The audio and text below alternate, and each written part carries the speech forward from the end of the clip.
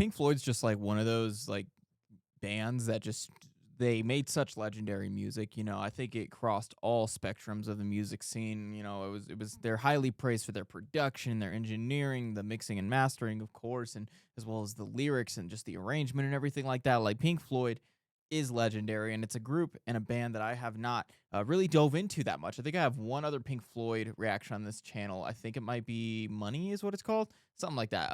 But I'm excited to get back into it. Today we're gonna check out another Brick in the Wall Part 2. You guys wanted me to check this one out, and I really do want to do some more Pink Floyd reactions in the future, just because of how amazing they are.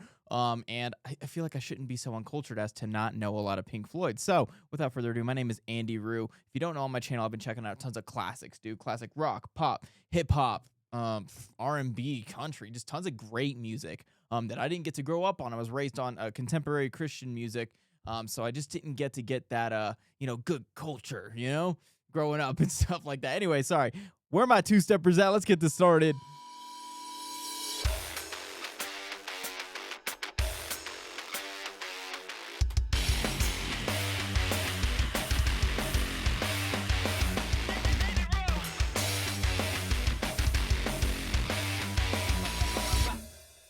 Oh, yeah.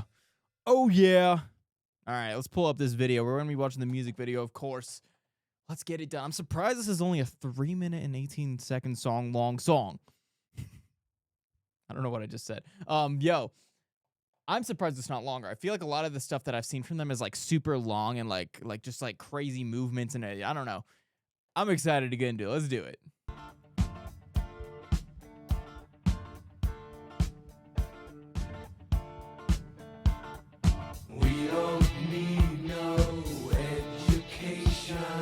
That's this song? I didn't know this was Pink Floyd. All right. We don't need no thought. This is embarrassing. Like I don't know. This is why I have this. This is why I have this channel, okay? Because I don't know how I don't know some of this stuff, guys. This is why. This is why you guys suggested it. Let's get it. Control.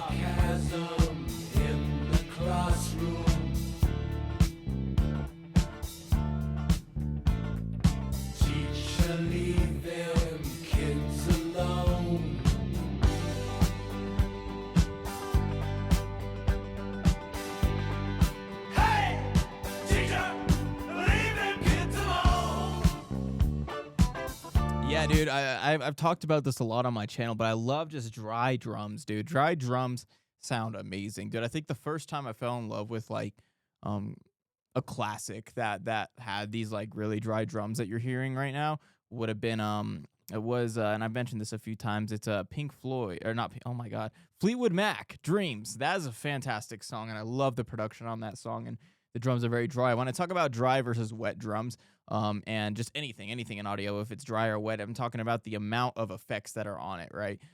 Specifically reverb and delays and spacious effects, So it's really nice when you can hear that drum set, and the drum set doesn't have a ton of like, reverb. Like if you think of like your classic 80s like drum set sound, you're thinking of like Phil Collins or like Rick Astley or something, right? Like they with like these huge, just like massive drums, that have tons of reverb and things that make it sound huge.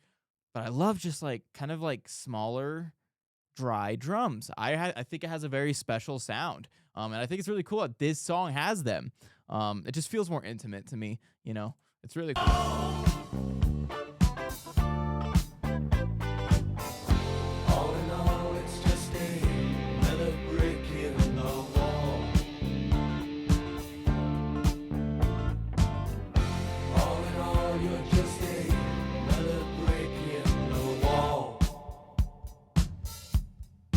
Yeah. Yo, there's a subtle reverb on there.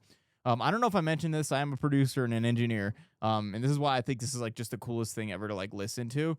Because there's just so many cool little touches that they add to their music. But the reverb that I'm hearing on this whole kit, it's probably bust. So all the drum mics are thrown into one channel that have a reverb on it. So the whole drum set's getting the the reverb, but it sounds really nice and it's super, super, super, super subtle and in the background, which is just like you don't hear it that much in the 80s and 90s and 70s and stuff, just because it was like everyone wanted huge effects and stuff, especially after stereo entered the world, right? When you could just have left and right channels instead of just like the mono channel. Um, Engineers love just throwing crazy effects and whatever made it sound crazy. So it's cool when they can intentionally pull back a little bit and do something a little more minimal.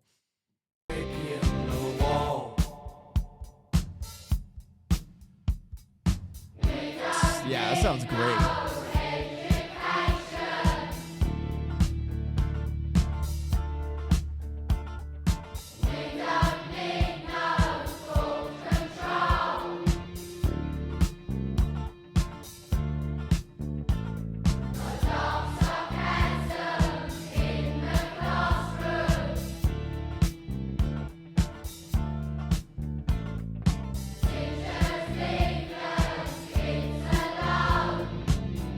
The bass line is very strong in this. I feel like the bass is a little bit louder than it typically is, um, for rock songs like this. I like it.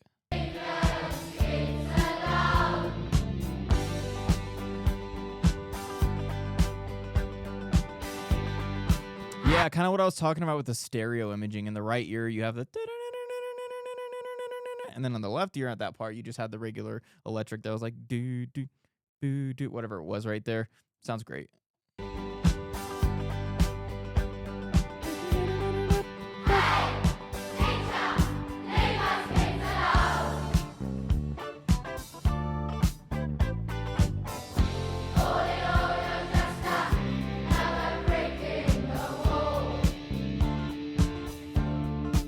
Yeah, dude, I love it, man. I think I mentioned this on Money too.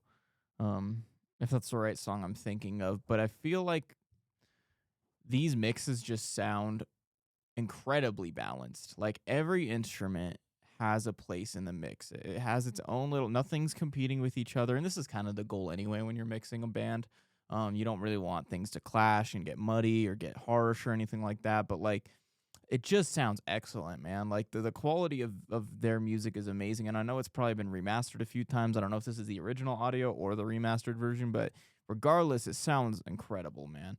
Um, Everything just has its own spot. One, something is taking up the whole left, something's taking up the whole right. Sonically on the frequency, the frequencies are like not clashing at all either. I think everything's just it fits like a perfect puzzle piece. Sorry if I was just like totally like word vomiting on you there. I was just trying to think of a way to talk about what I was talking about to make it understandable, but like it just everything fits so well together. It sounds tight. It sounds perfect almost.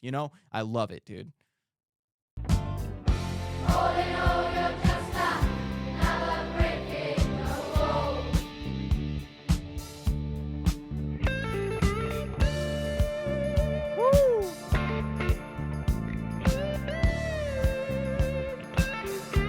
I love that guitar tone.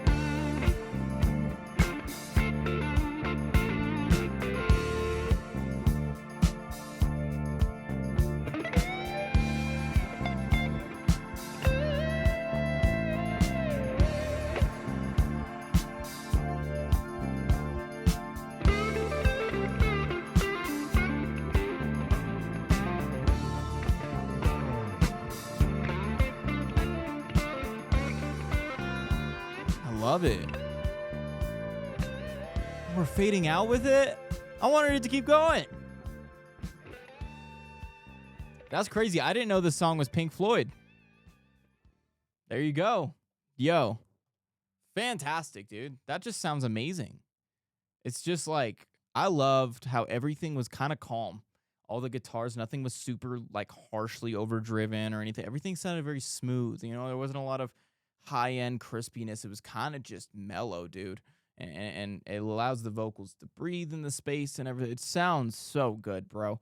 If you guys don't know on my channel, I tend to not really focus as much on the lyrics, and I know that the lyrics are probably a pretty massive part of this song. And I was kind of listening to what I was saying, watching the video, seeing some of the symbolism that it had and everything. But like sonically, like that's kind of what I pay attention to when I listen to this music, and my little producer engineer brain just kind of goes off. But it just sounds amazing.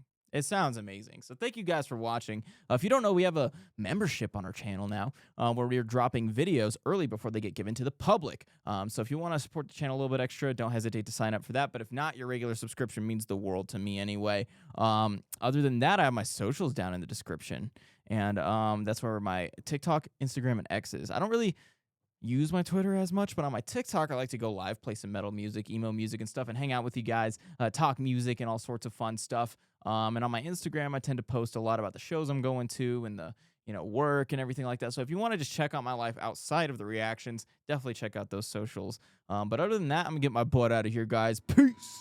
We don't need no market. It's loud.